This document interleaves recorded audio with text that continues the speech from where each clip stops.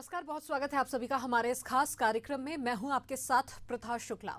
दावे और तैयारी, जी हां, यही बात अक्सर हर एक राज्यों में इन दिनों यहाँ चर्चा का विषय बनी हुई है और यही सवाल लगभग हर किसी के मन में आ रहा है, क्योंकि समय है विधानसभा चुनाव के बाद लोकसभा चुनाव का, जिसकी तैयारियों को लेकर सभी राजनीतिक दल एड़ी चोटी का जोर लगा रहे हैं, पुरजोर कोशिश कर रहे हैं कि किसी तरह से वो सीट को अपने कब्जे पर ले लें। और यही हालात छत्तीसगढ़ में भी देखने को मिल रहे हैं। छत्तीसगढ़ में भी कमोबेश ऐसे ही हालात हैं, यही स्थिति है। यहाँ पर भी लोकसभा चुनाव होने वाले हैं और यही वजह है कि छत्तीसगढ़ में लोकसभा चुनाव की आहट को देखते हुए बीजेपी और कांग्रेस तैयारी में जुट गई है, क्योंकि लोकसभा चुनाव को लेकर आचार संहिता कभी भी लग सकती है। लिहाजा बीजेपी एक के बाद एक बैठकें कर रही है, कभी क्लस्टर प्रभारियों की तो कभी चुनाव समिति की। दूसरी तरफ में विधानसभा चुनाव में करारी शिकस्त के बाद कांग्रेस कुछ सुस्त नजर आ रही है। अकेले प्रदेश अध्यक्ष दीपक बैच कमान संभाले हुए हैं।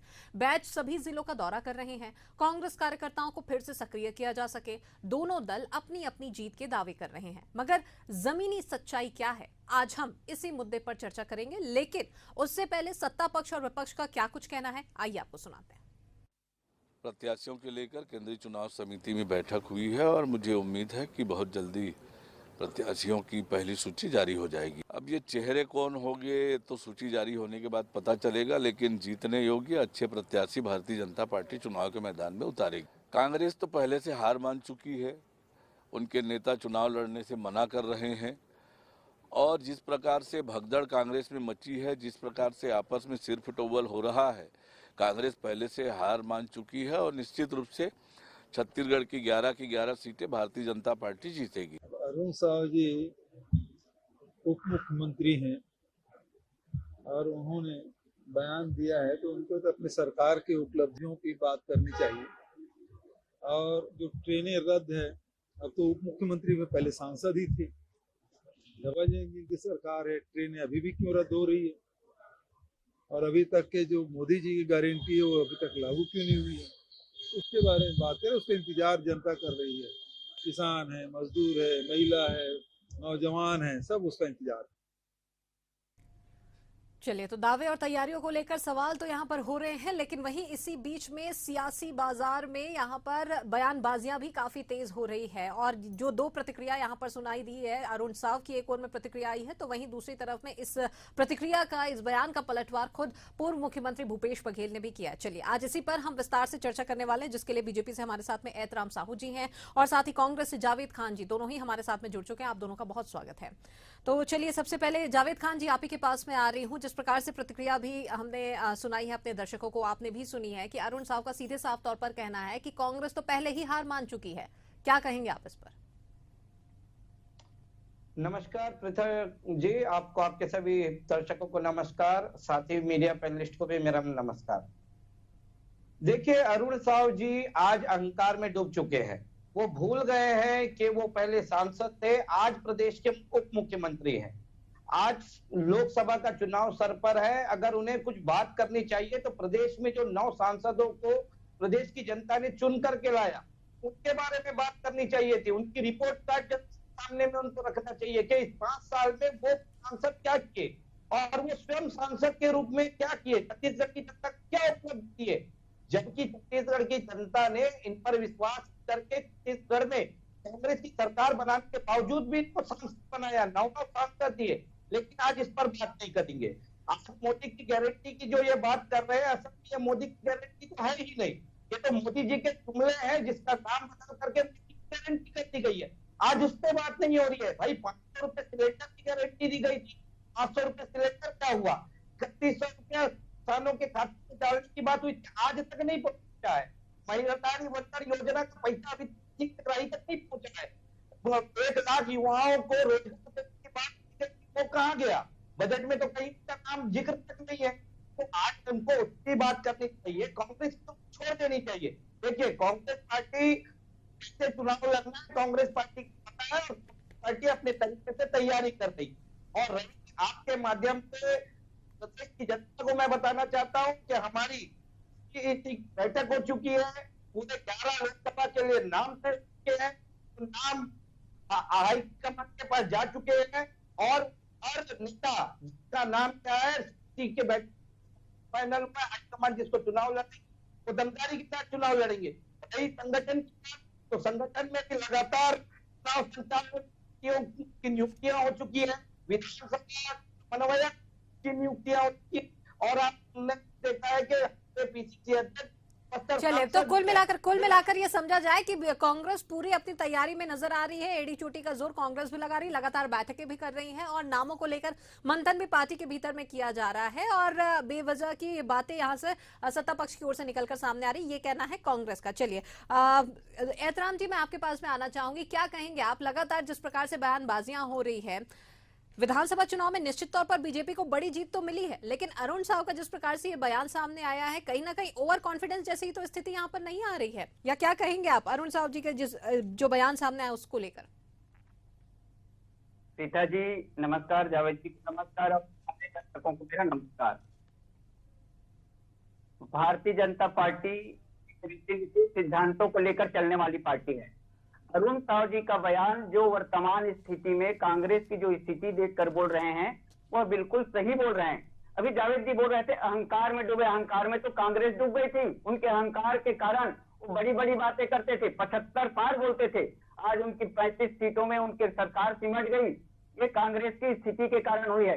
भारतीय जनता पार्टी सदैव ही रीति नीति और सिद्धांतों को लेकर चलती है। अभी जावेद जी बात कर रहे थे 9 लोकसभा के हमारे सांसदों की, हमारे 9 लोकसभा के सांसदों की, उनके कार्यों की समीक्षा लगातार मोदी जी करते आए हैं और हमारे उन सांसदों के मेहनत के बदौलत आज छत्तीसगढ़ में ये विकास दिख रहा है। और छत्तीसगढ़ में इतने सारे लोकार्पण और भूमि पूजन जो हुए हैं, मोदी जी, राजनाथ सिंह जी, अमित शाह जी और केंद्रीय मंत्रीगण लगातार जो लोकार्पण और भूमि पूजन कर रहे हैं, छत्तीसगढ़ के विकास के लिए कर रहे हैं।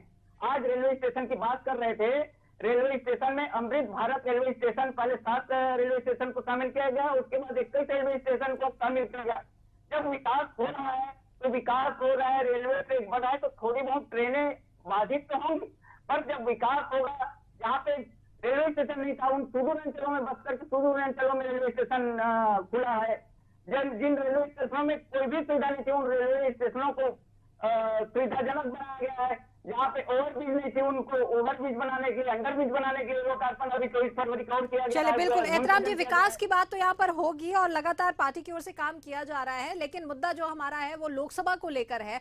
कितनी और कैसी तैयारी है बीजेपी की? क्योंकि खबर निकल कर ये सामने आ रही थी कि कभी भी बीजेपी प्रत्याशियों के नामों का ऐलान कर सकती है, क्योंकि कल जिस प्रकार से लगातार और एक बड़ी बैठक दिल्ली में आलाकमान के बीच में हुई है, इसी के बाद से कयास काफी तेज है कि कभी भी नामों का ऐलान हो सकता है। इसको लेकर आपकी क्या प्रतिक्रिया है, क्या कहना चाहेंगे आप? सीता जी, कल हमारी केंद्रीय समिति की बैठक हुई है, क्योंकि भारतीय जनता पार्टी में दावेदारों की संख्या बहुत है और भारतीय जनता पार्टी एक ऐसी पार्टी है जो फर्श से अर्श तक ले जाती है। कोई भी छोटे से कार्यकर्ता को उसके कार्यों को देखकर उन्हें प्रत्याशी बनाया जाता है। इसलिए भारतीय जनता पार्टी में हमारे दावेदारों की संख्या बहुत है। कल हमारी केंद्रीय चुनाव समिति की बैठक दिल्ली में हो गई है। 4 से 6 सीटों का घोषणा बहुत जल्दी होने वाला है और बाकी सीटों की भी घोषणा बहुत जल्दी हो जाएगी। भारतीय जनता पार्टी पूरी तैयारी में है और बहुत जल्दी हमारे प्रत्याशियों की घोषणा हो जाएगी। एक और सवाल एहतराम जी आपसे ये भी था कि जिस तर्ज पर विधानसभा चुनाव के वक्त बीजेपी ने टिकट वितरण किया था, प्रत्याशियों के नामों का ऐलान किया था, उन सीटों पर पहले बीजेपी ने फोकस किया था जहां पर बीजेपी कुछ कमजोर है। खबर अभी ये भी आ रही है कि लोकसभा सीटों के लिए भी यही स्ट्रेटेजी, यही योजना यहां पर अपनाई जाएंगी और हो सकता है कि ऐसे ही कुछ सीटों पर जहां पर बीजेपी 11 सीटों में अपने आप को जो कमजोर देख रही है, उन सीटों पर पहले नामों का ऐलान हो सकता है। संभावना है, ऐसा हो सकता है। केंद्रीय चुनाव समिति हर बारीकियों पे अपना नजर रखे हुए है। भारतीय जनता पार्टी के जो कार्य योजना के कारण हम सारे 11 की 11 सीटें छत्तीसगढ़ में जीतेंगे, ये हमारे सारे कार्यकर्ताओं का आत्मविश्वास है।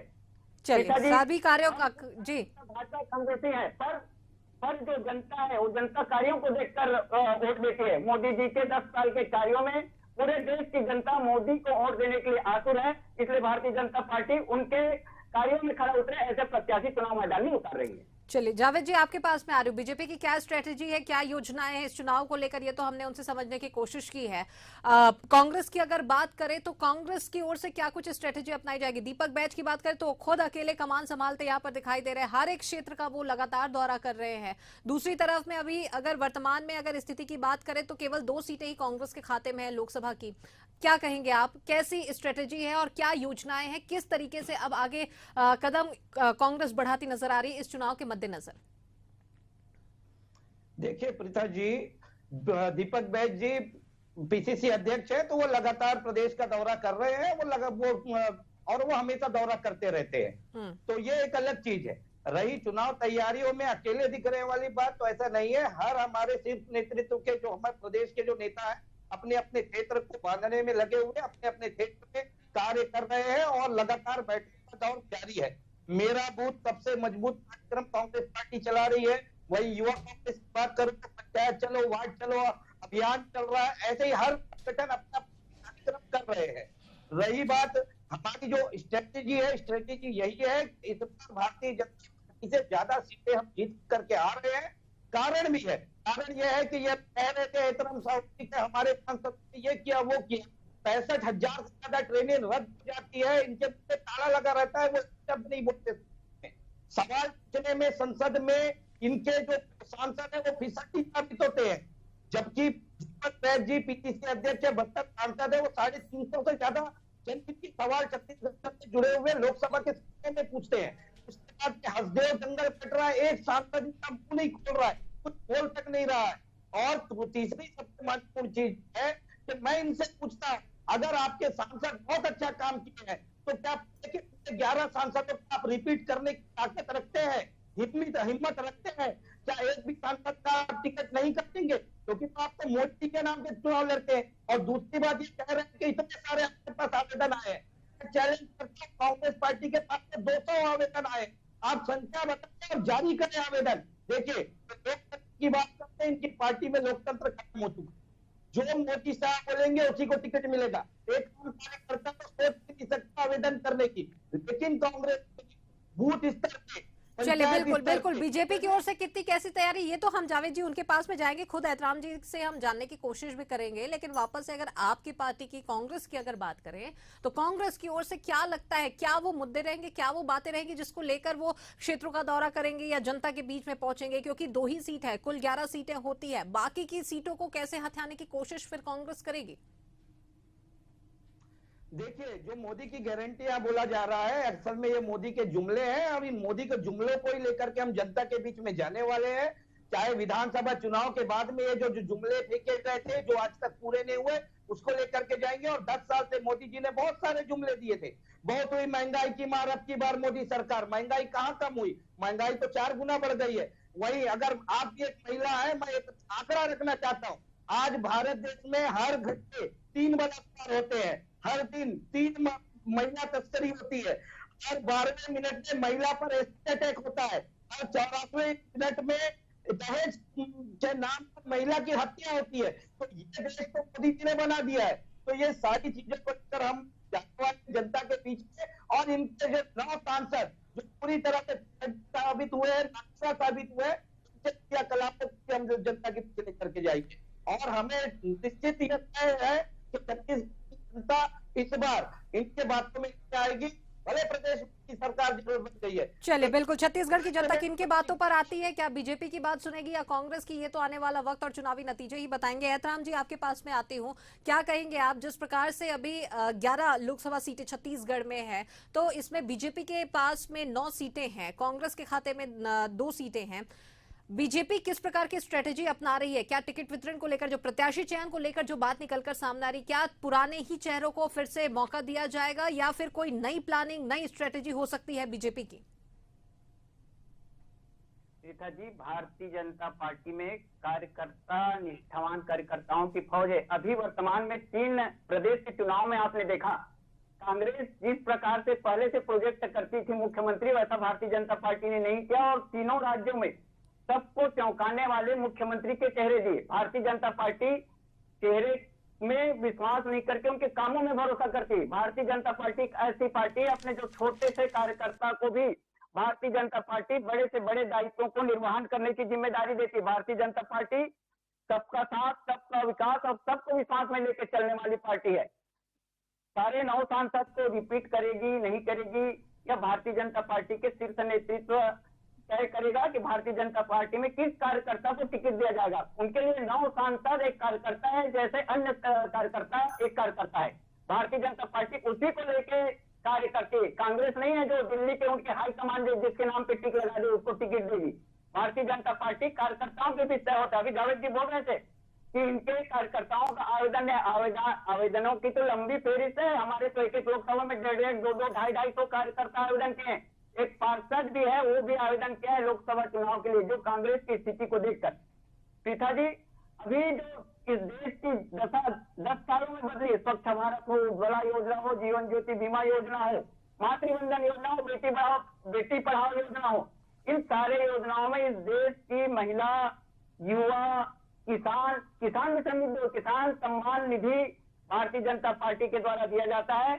और ये भारतीय जनता पार्टी फसल बीमा योजना, यानी हर वर्ग को आगे बढ़ाने के लिए भारतीय जनता पार्टी की 10 साल चलिए, हर वर्ग को साधने की कोशिश भारतीय जनता पार्टी तो लगातार कर रही है। जी एहतराम जी, हर वर्ग को साधने की कोशिश बीजेपी लगातार कर रही है। जावेद जी, मैं आऊंगी आपके पास में, लेकिन एक सवाल पहले एहतराम जी आपसे है। लगातार बड़े नेताओं का दौरा छत्तीसगढ़ में देखने को मिल रहा है। अमित शाह खुद कमान संभाले हुए आए दिन वो दौरा कर रहे हैं। दूसरी तरफ में राजनाथ सिंह के भी आने की सुगबुगाहट है। मोदी के आने की खबर भी निकलकर सामने आ रही है। राजनाथ सिंह आगामी 9 तारीख को आने वाले। खबर यह भी है कि जिस दिन राजनाथ सिंह आएंगे उसी दिन में प्रत्याशियों के नामों का ऐलान कर दिया जाएगा। तो क्या लग रहा है, क्या पूरी तरह से एड़ी चोटी का जोर लगाया जा रहा है? क्योंकि विधानसभा चुनाव के वक्त भी यही देखा गया था, बड़े बड़े नेता छत्तीसगढ़ पहुंच रहे थे, चुनावी सभा कर रहे थे और उसका नतीजा यहां पर देखने को मिला था। क्या लोकसभा में भी कुछ ऐसी स्ट्रेटेजी है, इसे माना जाए? बिल्कुल, भारतीय जनता पार्टी इस देश के विकास, इस प्रदेश के विकास और इस प्रदेश की तरक्की के लिए लगा हुआ है जी। इसीलिए तो विधानसभा चुनाव के पहले भी बहुत सारे जो कार्यों का भूमि पूजन, लोकार्पण हुआ। अभी भी छत्तीसगढ़ को एक बड़ी बड़ी सौगात दे रहे हैं। और राजनाथ सिंह जी रक्षा मंत्री हैं, अमित शाह जी पूर्व राष्ट्रीय अध्यक्ष है, गृह मंत्री हैं, हमारे मोदी जी प्रधानमंत्री हैं। निश्चित रूप से आके हमारे उत्साहवर्धन कर रहे हैं, छत्तीसगढ़ को बड़ी बड़ी सौगात दे रहे हैं। तो निश्चित रूप से उनको आना भी चाहिए और इस देश की जनता को, इस प्रदेश की जनता को सौगात भी देना चाहिए। उनको समझाना भी चाहिए कि इस देश में कैसे कार्य किया जाता है, बता भी रहे हैं वो। चलिए, बिल्कुल। जावेद जी, मैं आपके पास में आती हूँ। आप कुछ कहना चाह रहे थे उस वक्त, लेकिन आपसे भी सवाल यही है जिस प्रकार से अभी एहतराम जी से भी मैंने सवाल किया है। बड़े नेता बीजेपी के तो आ रहे हैं, क्या अब उनका जवाब कांग्रेस भी बड़े नेताओं को यहाँ पर बुलाकर देना चाहेगी? प्रीता जी, सबसे पहले तो थोड़ा सा इस पे करेक्शन करिए। बड़े नेता जो भारतीय जनता पार्टी के आते हैं, उनके आने से पहले ईडी, सीबीआई, आईटी ये सब आती है। आज आईटी, ईडी, सीबीआई को अगर हटा दिया जाए ना, तो देश में भारतीय जनता पार्टी किसी भी राष्ट्रीय दल के खिलाफ चुनाव तक नहीं लड़ सकती। इनकी हिम्मत नहीं है, पहली चीज। दूसरी बात अगर मैं कहूं, हमारे नेता तो देखिए, संगठन है, जब चुनाव होगा लगातार हमारे स्टार प्रचारक की जब सूचियां जारी होंगी तो सब आएंगे। चुनाव को चुनाव की तरह से लड़ा जाता है, उसी तरह से लड़ा भी जाएगा। दूसरी सबसे बड़ी बात ये जो अभी कह रहे थे कि हमारे पास 200, 400 हमारे पास फॉर्म आए हैं, तो भाई प्रदेश अध्यक्ष दीपक बैज जी ने तो चैलेंज किया है, दिखाइए ना आपके कौन से कितने फॉर्म आए। और तीसरी सबसे बड़ी बात ये जो कह रहे हैं ना कि एक कार्यकर्ता को उठा करके हम मुख्यमंत्री बनाते हैं, तो कार्यकर्ता को उठा करके नहीं बनाते हैं एहतराम साहू जी, रिमोट कंट्रोल जैसे आदमी को उठा करके मुख्यमंत्री बनाते हैं। मध्य प्रदेश में शिवराज सिंह चौहान मोदी जी के प्रतिद्वंदी थे, उन्हें हटा दिया गया, उन्हें साइड लगा दिया गया। राजस्थान में जो मुख्यमंत्री की प्रबल दावेदार थी वसुंधरा राजे सिंधिया, जो मोदी जी की कट्टर प्रतिद्वंदी थी, उन्हें हटा दिया गया, साइड लगा दिया गया। तो कुल मिलाकर के आप जो लोकतंत्र की बात कर रहे हैं, आपकी पार्टी में खत्म हो चुकी है। और सुप्रीम कोर्ट ने भी बता दिया कि आपकी पार्टी में किस तरह से लोकतंत्र खत्म हुआ है। जो अभी इलेक्टोरल बॉन्ड के माध्यम से 6000 करोड़ रुपया आप लोगों ने चंदे के रूप में पाया है ना, ये चंदा कोई और नहीं दिया है, देश के बड़े उद्योगपति दिए, जिन्होंने 6000 करोड़ रुपया देकर के भारतीय जनता पार्टी को खरीद लिया है और इसे बेचने का काम मोदी जी और अमित शाह जी ने किया है। इस पर तो एहतराम साहू जी जैसे निष्ठावान कार्यकर्ताओं को विचार करना चाहिए। क्या आज उनकी पार्टी स्वतंत्र है? आज उनकी पार्टी बड़े उद्योगपतियों के हाथ में बिक चुकी है। दीपक बैज जी का यह बयान सामने आया था कि लोकसभा चुनाव लड़ने के लिए 200 से ज्यादा आवेदन आए हैं, तो क्या लगता है ये फिर कैसी चुनौती होगी या सिलेक्शन किस आधार पर और कैसे किया जाएगा? यहाँ पर प्रत्याशी चयन को लेकर कांग्रेस की क्या स्ट्रेटेजी रह सकती है? देखिए, हमारी जो स्क्रीनिंग कमेटी है, स्क्रीनिंग कमेटी अपने स्तर पर कार्य कर रही है, सर्वे अलग चल रहे हैं। जो नेता जीतने के लायक होगा, जो कार्यकर्ता जीतने के लायक होगा, उसे हम निश्चित तौर पर हम आगे बढ़ाएंगे और उसको टिकट भी देंगे और वो जीत करके भी आएगा। भारतीय जनता पार्टी ने विधानसभा में के समय में जो हमारे भीमा मंडावी थे स्वर्गीय, उनकी पत्नी को टिकट नहीं दिया और आज जब लोकसभा में उनको चेहरा नहीं मिल रहा है तो उनका नाम को आगे कर रही है। क्यों? क्योंकि सहानुभूति वोट चाहिए। लेकिन कांग्रेस पार्टी मुद्दों पर चुनाव लड़ती है, मुद्दों के दम पर चुनाव लड़ती है। तो आप निश्चिंत रहे, प्रदेश ऐसे हमारे तरफ से चेहरे मिलेंगे जो उनकी आवाज दिल्ली में उठाएंगे। मैं आपको एक चीज बताना चाहता हूं, स्मिता जी बस्तर लोकसभा से लगातार 20 साल से भारतीय जनता पार्टी के सांसद रहे, कश्यप परिवार से रहे। आज वही कश्यप परिवार छत्तीसगढ़ सरकार में मंत्री भी है, पर लेकिन उस कश्यप परिवार के द्वारा कभी दिल्ली में बस्तर को लेकर के आवाज नहीं उठाई गई। लेकिन पिछले 5 साल में बस्तर के सांसद दीपक बैज जी ने बस्तर को लेकर के बहुत सारी आवाज उठाई, बहुत सारे सवाल पूछे। उसी का कारण यह है कि आज बस्तर में बहुत सारी योजनाएं चालू हो सकी है। आज बस्तर को कनेक्टिविटी की आवश्यकता है। लगातार विमान सेवा के लिए दीपक बैज जी ने आवाज उठाई, तब कहीं जाकर के आज बस्तर में विमान सेवा सुचारू रूप से चल रही है। आज बस्तर में रेल सेवा की आवश्यकता है। 2015 में जब बीजेपी की सरकार थी, प्रधानमंत्री मोदी जी ने आकर के दिल्ली राजहरा जगदलपुर रेल मार्ग को हरी झंडी दिखाई थी और पूरे प्रदेश की जनता को यह आश्वस्त किया था कि 2021 में ये रेल लाइन बनकर तैयार हो जाएगी और ट्रेन चालू हो जाएगी। कहाँ है भैया? लेकिन जी जावेद जी कार्यक्रम के आखिर में है, समय की कुछ कमी है। एक आखिर सवाल आपसे ये है, विधानसभा चुनाव में एक बड़ी हार और चौंका देने वाली हार का सामना खुद कांग्रेस पार्टी को यहाँ पर करना पड़ा था, तो अब क्या लगता है लोकसभा चुनाव को कितनी ज्यादा चुनौतीपूर्ण तरीके से कांग्रेस देख रही है और किस तरह से झूठ फरेब और पूर्ववर्ती सरकार को बदनाम करके लोगों को भ्रमित करके ये सरकार में आए हैं। अब हम इनके भ्रम को तोड़ने के लिए जो ये झूठ फरेब फैलाए हैं उसे दूर करने के लिए जनता के बीच में जा रहे हैं और जनता भी कहीं ना कहीं इस 2 महीने में समझ गई है। आपने देखा पूर्व में एक सभा में किस तरह से वर्तमान मुख्यमंत्री का बड़ी जनसभा में जनता ने विरोध कर डाला, उठ करके खड़े हो गए, क्योंकि उन्होंने जनता को भी अब समझ में आ रहा है कि ये सिर्फ हमें झूठ बोल करके और लोक लुभावन वादे करके हमारे बीच में आए हैं। अगर हमारे लिए कोई किसी ने कुछ किया है और भविष्य में कुछ कर सकता है तो कांग्रेस ही है। भूपेश बघेल की जैसी सरकार थी वैसे भूपेश बघेल के जैसे सांसद निकल करके आएंगे छत्तीसगढ़ से, वही केंद्र में हमारी आवाज भी उठाएंगे और कांग्रेस की सरकार बनेगी तो छत्तीसगढ़ का विकास भी होगा। चलिए, छत्तीसगढ़ के विकास की बात आ रही है लेकिन वो सिर्फ कांग्रेस कर सकती है, ये बात कही जा रही है।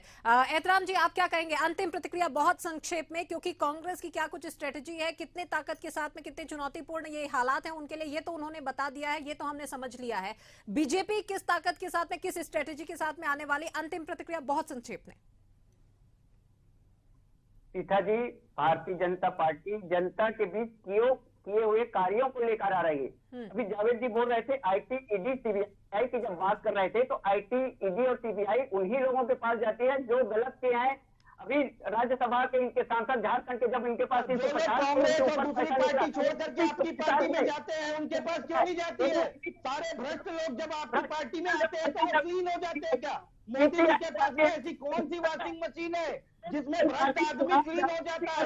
ईडी, आईटी उनके पास जाती भी नहीं है। वो बोल रहे कि मैं तो भारतीय जनता पार्टी का। चलिए, ईडी की बात लगातार फिर से आ रही है और लगातार यही वजह है कि बीजेपी खुद को घिरी हुई महसूस करती है। लगातार सवाल आ रहे हैं भारतीय जनता पार्टी से। जी जावेद जी आपकी बात हमने सुन ली, पहले एतराम जी की बात पहले सुन लेते हैं बहुत संक्षेप में।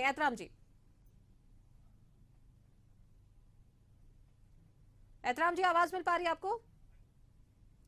चलिए, लगता है संपर्क उनसे टूट गया है, समय की भी कमी है हमारे पास में। तो चलिए, लगातार ईडी और सीबीआई की जांच को लेकर भी बीजेपी पर लगातार सवाल विपक्ष यहां पर उठाता रहा है। और आज की भी अगर बात करें तो आज भी छत्तीसगढ़ में बालोद में यहां पर जिस प्रकार से ईडी ने दबिश दी है और यहां पर कांग्रेस नेता के घर पर और व्यापारी के घर पर जो ठिकाना मारे गया है, दस्तावेज खंगाले जा रहे, पूछताछ हो रही, तो इससे एक बार फिर बीजेपी सवालों के घेरे में चढ़ती नजर आ रही है। लेकिन इसके इतर आज की ये जो हमारी चर्चा थी जिसमें हमने आने वाले समय में होने वाले लोकसभा चुनाव को लेकर जो विस्तार से चर्चा की, जिसमें बीजेपी का क्या कुछ कहना है, कांग्रेस के कितने कुछ दावे हैं, ये सब हमने जानने की समझने की कोशिश की है। आप दोनों ही मेहमान हमारे साथ में जुड़े हुए थे, इस चर्चा का हिस्सा बनने के लिए बहुत शुक्रिया आप दोनों का।